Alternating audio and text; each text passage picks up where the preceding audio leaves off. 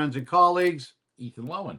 Ethan and I are going to discuss politics today, and just how things are affecting voters in the Maryland areas that we described. Ethan, can you just give me a little background on yourself? Sure. I am a financial advisor currently, and I'm from New York originally. I was in the Navy, which is how I ended up in Maryland. I always say the military dropped me off here, and I've been very happy ever since. That's awesome. Maryland is a great state with lots of great opportunities for people to grow and to realize the American dream right here in Maryland. Of course, they're going to do it with a little less dollars in their pockets after the budget crisis as described by our governor. Can you go ahead and just give me a little background on that budget crisis and what you think about it and what precipitated it and what does it mean to the voters? Sure. It basically consists of three things. First is that over the last year, apparently the amount spent on Medicaid and also what was identified was healthcare in our prisons far exceeded what was expected. And so that created a much larger deficit headed into this year. A second item that the governor mentioned is his concern that with the new Trump administration, the changes to government employment, both a reduction in the number of federal employees as well as possible agencies being moved to other states, that could lead to future budget issues. And sure enough, just today as we speak, it was just announced that the Trump administration has offered buyouts to essentially all federal employees. So that definitely a bit of prescience with that concern. But the greatest concern by far is that as of last year's budget, it was announced that we will be in perpetual deficits. But by 2029, 4 years from now, it was supposed to lead to a 4% deficit. That was the projection originally. Originally with last year's budget. And the budget that just came out, that was just announced, that we're discussing today, has by 2030, so 1 year later, the deficit going from 4% to 16%. Quadrupled, and 16% deficits, even for a state like Maryland, is unsustainable and truly does meet the definition of a crisis. So where is this budget excess going to? Why four times the projected budget? Where are these monies going to primarily? By far, the increases in the budget are coming from a plan that was adopted 4 years ago in 2021 called the Blueprint. Give us a little background. What is the Blueprint? Sure. So the Blueprint is something that was initiated, a study that was initiated back in 2016. It was led by a professor at University of Maryland, Professor Kerwin, and his committee was called the Kerwin Commission, and they came up with a number of recommendations that could improve our public schools. And those were adopted in 2021. Even though it was vetoed by the then governor, Larry Hogan, it was still adopted, approved over his veto, and it has become law. And essentially ever since then, the expenses, which were already very large, actually have grown and grown every year beyond the expectations. And that's where we stand today. So that's the budget, the Blueprint in a nutshell. And who came up with this Blueprint? Who fostered it? Who planned it? And what are the specifics of it? Sure. Essentially, the Blueprint is something that kind of is, even though it came out of the Kerwin Commission, essentially it's the brainchild of our state's teachers union. And so what it does is it basically increases spending for things, let's just say things that are supposed to add to, but are not necessarily related to reading, writing, education, history. It kind of is quite a bit a reimagining of our public schools. And so one of the things that it does is it actually initiates and then continues to expand healthcare being delivered to students in the schools. Perhaps the most controversial so far is a law that came through last year called HB, which stands for House Bill, HB 522, titled the Telehealth Bill. And what that does is that authorizes our public schools to basically allow our children in school at the school's discretion to be able to have telehealth, the emphasis primarily being on mental health. for our children. And so they can be taken out of their reading, writing, history, math classes to receive this mental health or telehealth services. And the most concerning part of it is Section 10 of HB 522, which authorizes the schools to do this irregardless of parents' consent or even knowledge. And so if you just kind of take that as an example of kind of the reimagining of the public schools that the blueprint does, that gives you an idea of why, one, it's so expensive, but also where quite a bit of the controversy comes from. So some parents are skeptical that parents will be kept in the dark. Do we have any evidence that that would actually be the case, especially for healthcare choices, obviously? And we're talking how young? I mean, how young does the bill cover? I believe it's kindergarten. I don't think there is an age limit. And actually, because part of what the blueprint does is it extends schools down into preschool as young as 3 years old. It could be 3-year-olds. Now, from what I've been hearing so far, it's older children. Now, does that mean starting with, say, middle school is kind of where the feedback is that I'm getting from, is that middle school cohort and above is really what's the most affected, but it could be anyone.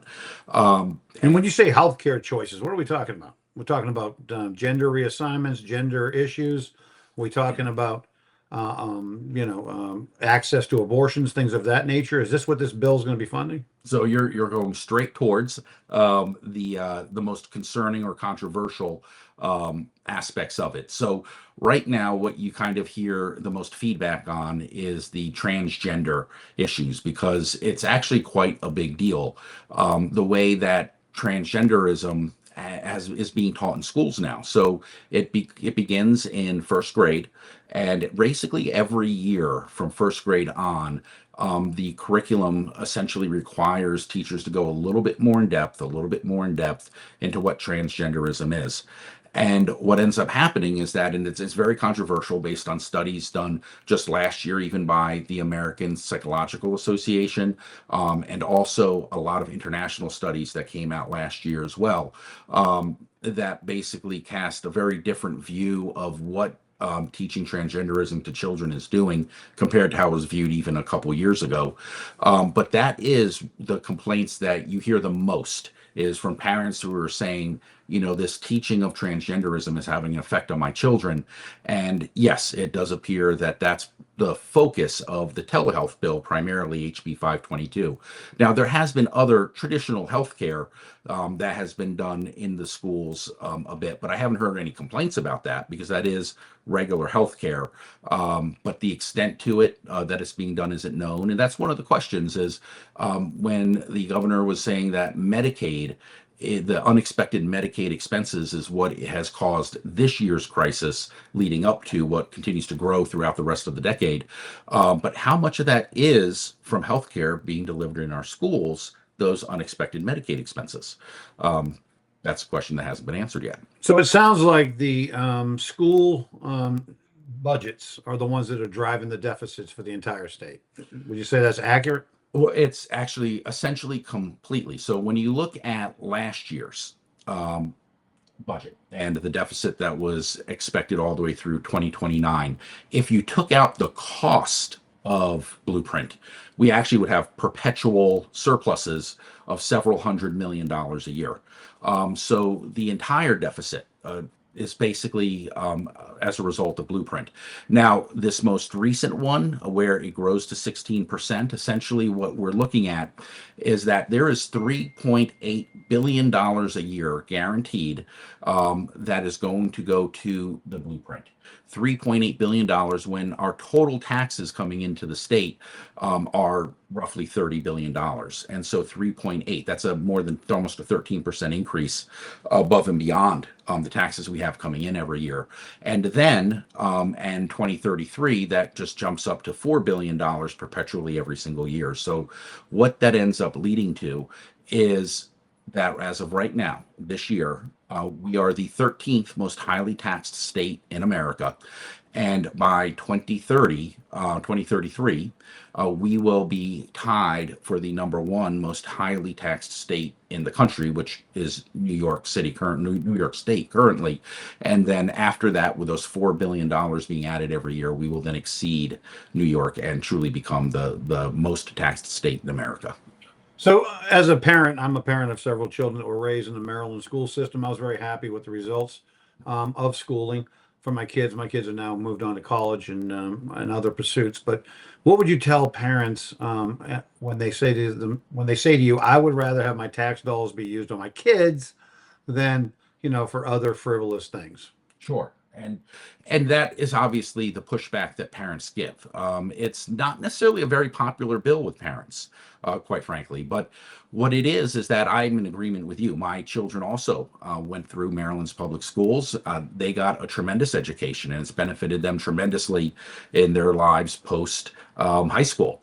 And what one of the criticisms of the blueprint is that before the blueprint was enacted, and it essentially started in 2022, 3 years ago, we were in the top third nationally for academic performance, and now we are in the bottom 50%. And so what a lot of people are questioning is, did the blueprint, as well intentioned as it very well was, and as much time and effort and brain power that was put into developing it, did it change the culture of our public schools to de-emphasize, unwittingly, but de-emphasize education in order to emphasize all of these other aspects that are the reimagining of our public schools? And so what parents can do, there are various charter schools throughout the state that is actually paid for by our taxes. Charter schools have a tendency to be very successful all around the country. And so they can look into that, but also being involved in your local school boards, being involved in your local, who are your state delegates, just your local delegates, your local state senators. If you know who you're voting for in those areas, that actually will fix a lot of the issues. So you mentioned the teachers unions. I have lots of friends that are teachers. I love them. I think they're great teachers. They're dedicated to our kids. Do you think it's important that we separate the teachers union and teachers in general? Oh, yes. Because in my mind, they run synonymously together, but they're not. One is a political organization that represents a group of people, and then the others are actually hardworking teachers. So Yes. how would you categorize that? So the teachers union, for better or worse, the teachers union has become a political organization. I mean, if you look at what their platform is, what it is that they basically demand of the politicians that they endorse, both for local school boards, also for our state delegates, our state senators, even for governor. If you look at what the criteria is, you realize, wait a second, you're not looking at an issue. You're not looking at a set of issues related to reading, writing, math, science, and history. You're actually looking at a set of political issues. And so it is very important to make that distinction, that the teachers union is a political entity at this point. And even though they do continue to represent the pay and the benefits of local teachers, I would hazard to say that is no longer where they have the greatest impact on society and on our children. It's more in lines with who it is that they're endorsing and what issues they're endorsing politicians for. So there's an enormous deficit under the blueprint and all this money being spent. If it was spent towards, basic core value type educational benefits, I think every parent would be on board with that and would be okay with paying a few more taxes. But I think what you're saying is that this money is not being used for that purpose. Right. And so and now this is just me, my opinion. But if I were say readjusting blueprint and could wave a wand, so to speak, I would actually have a lot of that funding going towards increasing the number of teachers and reducing the average class size. I think that would have a lot more impact. Whereas what the blueprint does, it hires a lot of extra staff for mental health professionals. It does hire staff for tutors, which is a very good thing. It's not something that is a completely bad bill. It's just that when you look at where the majority of the money goes later on down the road, a couple of years from now, where these 16% deficits really start to pile up, what it ends up doing is it ends up essentially turning the schools into community centers. So what are nonprofits such as Girls Inc., Boys and Girls Club, your regular community centers and after school programs that have been nonprofit organizations for decades and generations, actually those functions end up getting taken over by our public schools and what's called the community schools, which is the biggest part of what the blueprint does is it creates community schools. And so, when you look at those expenses, the question is that what's best for the children? Is that's what is needed? Or would children be better served simply having classes going from 22, 25, even 30 kids per class in many schools to down to 20, 18 students per class, which is associated with much better academic performance? And I think the academic performance falling as we're throwing more money at the problems. Obviously the money's going in a place that is not affecting that. The literacy rate in Maryland is plummeting.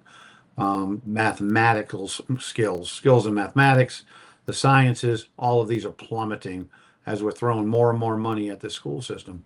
So I think that most parents, I can speak for myself, are moderate, middle of the road people, nonpartisan, but the money has to be spent on children and the core beliefs, not on programs that there's only a certain number of hours in a day, right?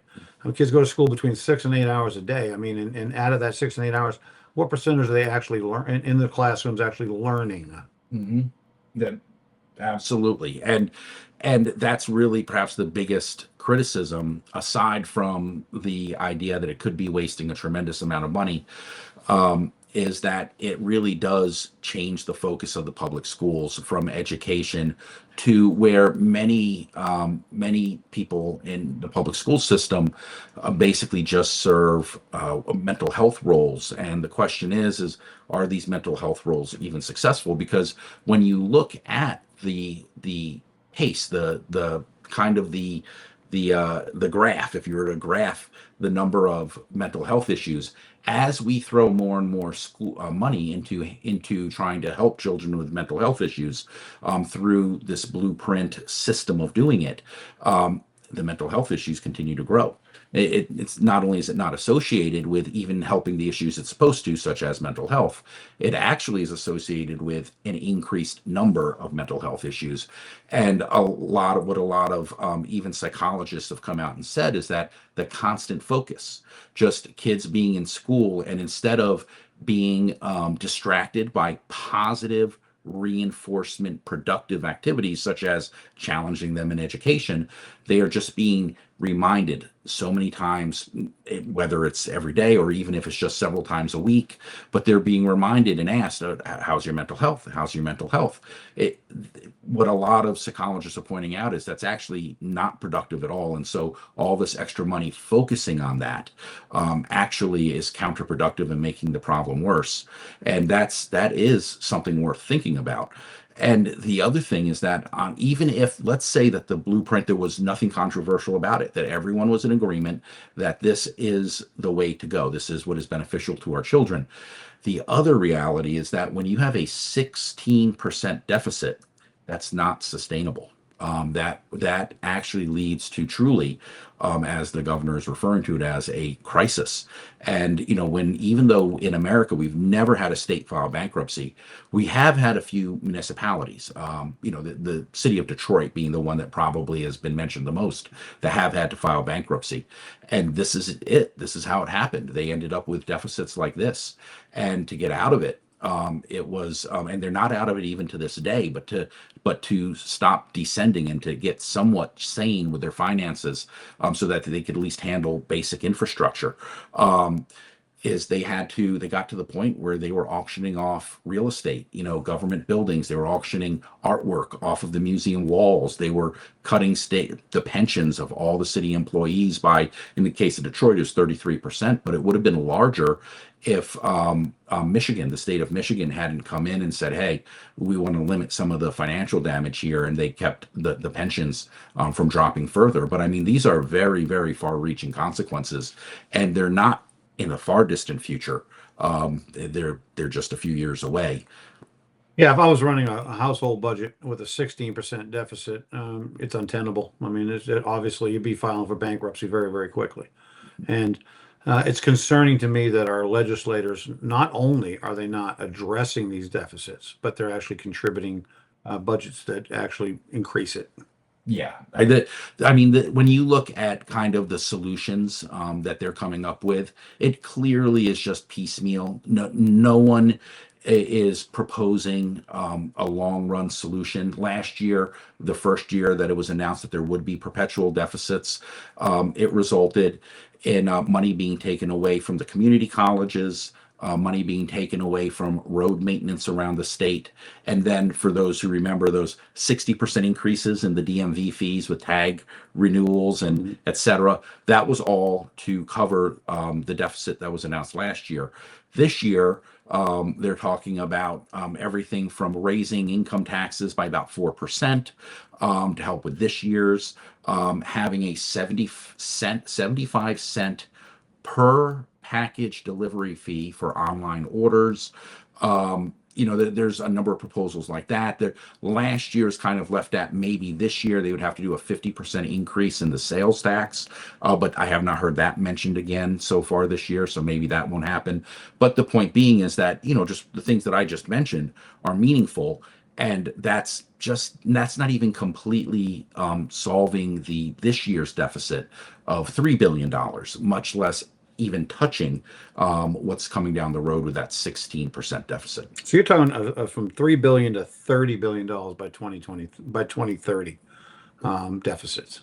Yeah. I mean, this is like a finger in the dike. All these fees and I guess quality of life issues have to be looked at that point. You're saying that and you're a financial guy.